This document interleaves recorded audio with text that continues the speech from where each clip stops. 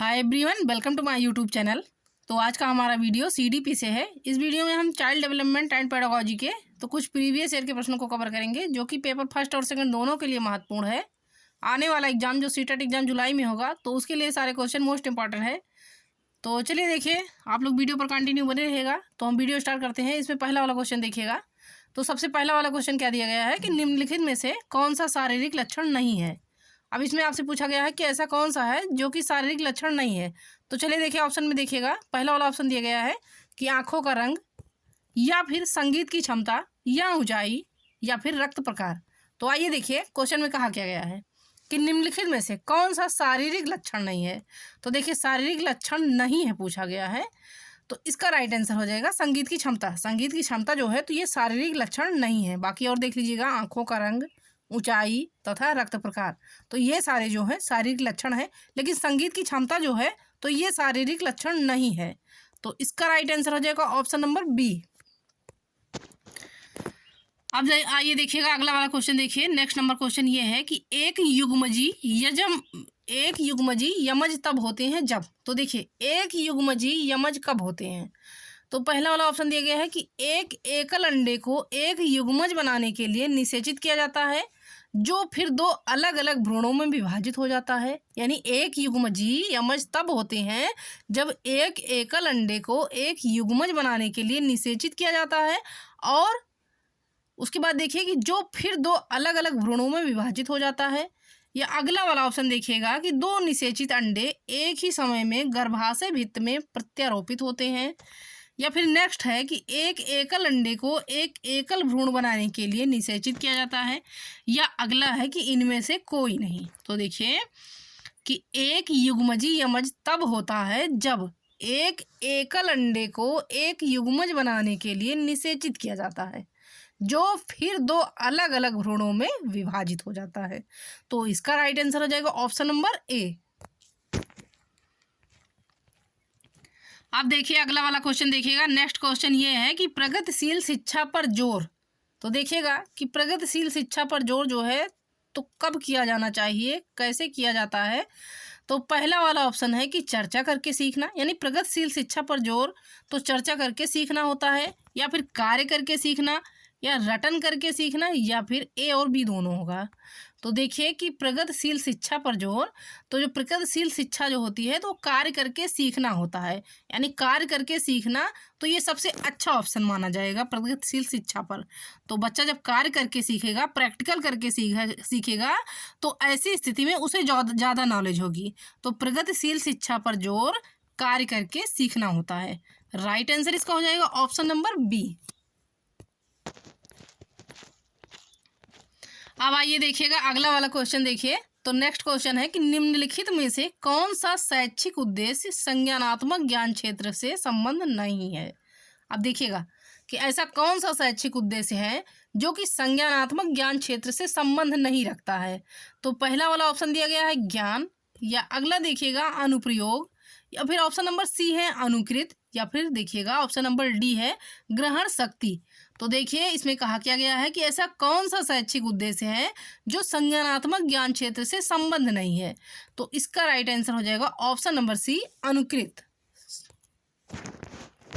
अब आइए देखिए, अगला वाला क्वेश्चन देखिएगा। नेक्स्ट क्वेश्चन ये है कि निम्नलिखित में से कौन सा कथन समविभाग यानी पोर्टफोलियो के संबंध में सही नहीं है। अब देखिए, पोर्टफोलियो के संबंध में तो ऐसा कौन सा कथन है कि जो कि सही नहीं है।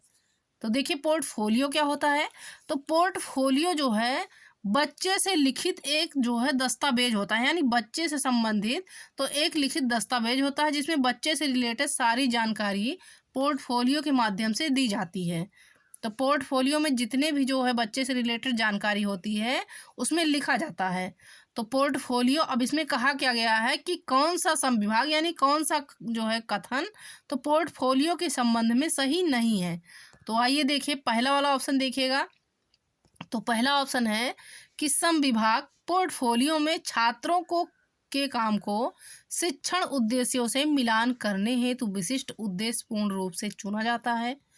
या अगला है कि पोर्टफोलियो की विषय वस्तु उद्देश्यों की प्राप्ति और प्रगति की दिशा में छात्र के प्रयास को दर्शाती हैं। या ऑप्शन नंबर सी है कि वस्तुओं को पहचानने का मानदंड पहले से निर्धारित है और यह प्रायः छात्रों के साथ साझा किया जाता है। या ऑप्शन नंबर डी देखिएगा कि संविभाग यानी पोर्टफोलियो की विषय वस्तु उद्देश्यों की प्राप्ति और प्रगति की शिक्षा में शिक्षक के प्रयास को दर्शाती हैं। तो देखिए इसमें कहा गया है कि पोर्टफोलियो के संबंध में तो सही नहीं है, यानी कौन सा कथन जो है तो पोर्टफोलियो के संबंध में सही नहीं है। तो इसका राइट आंसर हो जाएगा ऑप्शन नंबर डी कि संविभाग यानी पोर्टफोलियो की विषय वस्तु उद्देश्यों की प्राप्ति और प्रगति की दिशा में शिक्षक के प्रयास को, देखिएगा शिक्षक के प्रयास कहा गया है तो शिक्षक के प्रयास को दर्शाती हैं, तो ये नहीं होगा, बल्कि छात्र के प्रयास को दर्शाती हैं, तो ये होगा। तो राइट आंसर इसका हो जाएगा ऑप्शन नंबर डी। नहीं पूछा गया है तो इसका राइट आंसर हो जाएगा ऑप्शन नंबर डी। अब आइए देखिएगा अगला वाला क्वेश्चन देखिए कि विद्यालय आधारित मूल्यांकन योजना यानी SBES में शामिल क्षेत्र है। तो देखिए कि विद्यालय आधारित मूल्यांकन योजना यानी SBES में क्या शामिल क्षेत्र है। तो पहला वाला ऑप्शन देखिए कि संज्ञानात्मक ज्ञान क्षेत्र, या नेक्स्ट है कि मनोप्रेरक ज्ञान क्षेत्र, या देखिएगा ऑप्शन नंबर सी है कि भावात्मक ज्ञान क्षेत्र, या डी है ये सभी। तो देखिएगा कि विद्यालय आधारित मूल्यांकन योजना में यानी SBES में तो शामिल क्षेत्र ये सभी हो जाएगा, यानी संज्ञानात्मक ज्ञान क्षेत्र भी होगा, उसके बाद मनोप्रेरक ज्ञान क्षेत्र भी होगा तथा भावात्मक ज्ञान क्षेत्र भी होगा। तो राइट आंसर इसका हो जाएगा ऑप्शन नंबर डी, यानी ये सभी होगा। अब देखिएगा अगला वाला क्वेश्चन, नेक्स्ट नंबर क्वेश्चन ये है कि समन्वयक के रूप में शिक्षक को क्या करना चाहिए। अब देखिए कि समन्वयक के रूप में तो एक शिक्षक को क्या करना चाहिए। तो देखिए पहले वाले ऑप्शन में है कि समन्वयक के रूप में तो शिक्षक को सुनिश्चित करें कि कक्षा का भौतिक और सामाजिक वातावरण सभी छात्रों के बीच स्वस्थ संबंधों को बढ़ावा देता है। यानी समन्वयक के रूप में तो शिक्षक को यही सुनिश्चित करना चाहिए कि कक्षा का भौतिक और सामाजिक वातावरण सभी छात्रों के बीच स्वस्थ संबंधों को बढ़ावा देता है। या अगला है कि शिक्षण अधिगम प्रक्रिया में लड़के और लड़कियों की समान भागीदारी सुनिश्चित करें। या नेक्स्ट है कि समूह की व्यवस्था और सभी गतिविधियां मिश्रित समूहों में की जानी चाहिए। या डी है कि उपरोक्त सभी।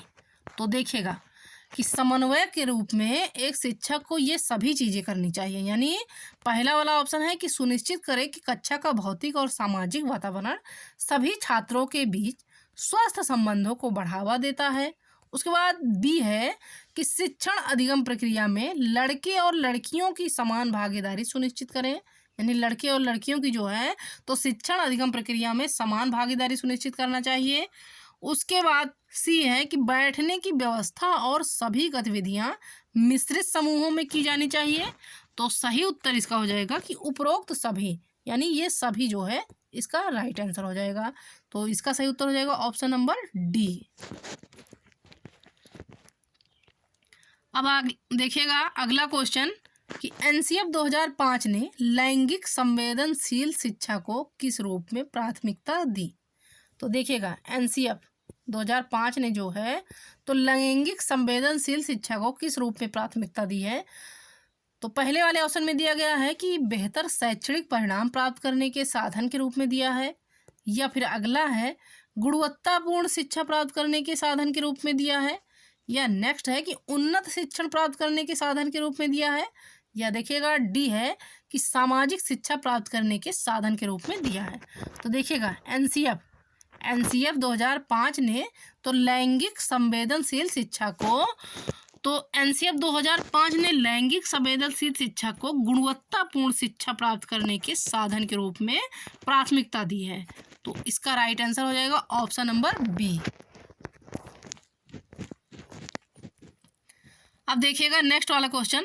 तो नेक्स्ट क्वेश्चन ये है कि मूर्त चिंतन और प्रारंभिक नैतिक अवधारणाएं निम्नलिखित हैं, यानी कौन सी अवस्था में है, किस स्टेज पर है कि मूर्त चिंतन और प्रारंभिक नैतिक अवधारणाएं, तो ये कौन सी अवस्था में प्रारंभ होती हैं। तो पहला वाला ऑप्शन देखिएगा कि प्रारंभिक किशोरावस्था में, यानी मूर्त चिंतन और प्रारंभिक नैतिक अवधारणाएं तो ये प्रारंभिक किशोरावस्था में सम्मिलित होती हैं। या फिर मध्य किशोरावस्था में, या अगला देखिएगा कि विलंबित किशोरावस्था में, या फिर ऑप्शन नंबर डी है कि उपरोक्त में से कोई नहीं।